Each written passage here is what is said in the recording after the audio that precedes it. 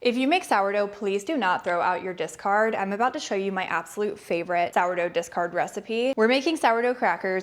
It only requires 2 ingredients. Go ahead and preheat your oven to 325 degrees, and then we're going to melt some butter. I'm taking 4 tablespoons of butter, and I'm gonna throw this in the microwave. Once your butter is nice and melted, you're gonna set it on a scale and weigh out your discard. Since I did 4 tablespoons of butter, I'm gonna be doing 400 grams of discard. So you can adjust this recipe however you want. If you only have 200 grams of discard, you would do 2 tablespoons of butter. If you have 600 grams of discard, you would do 6 tablespoons of butter. You get it.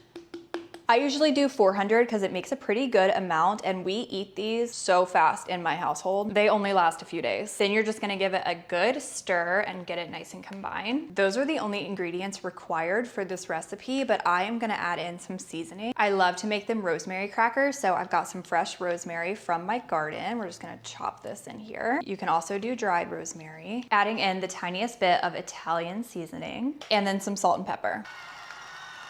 Another fun way to make these is to add in some shredded cheddar cheese, and you basically have Cheez-It. I'm lining 2 baking sheets with parchment paper. Pouring in my sourdough mixture. You really want these as thin as possible, so I'll probably end up doing 3 trays. Once it's on here, you're just gonna wanna spread it out as thin and as even as you can possibly get it.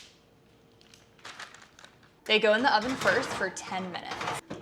After the 10 minutes, we're just gonna take them out, and we're gonna run a pizza cutter over them to make them square shape, just because this makes it a little bit easier to break them apart later on. Then we're gonna throw them back in the oven for about 20 minutes, but honestly, you really need to watch them because every time is a little bit different depending on how thin you got your crackers. Yeah, I'm gonna put them in for about 10, check on them, probably do another 10, check on them. You really just have to watch them until they get nice and crispy.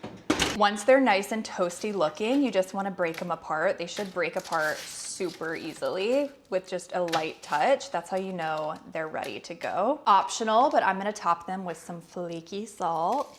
The saltier, the better for me. And there you have it. So easy, and they have that sourdough tang to them. You could eat them with dip, with cheese. Honestly, we just eat them plain, and they make the best snack for the week.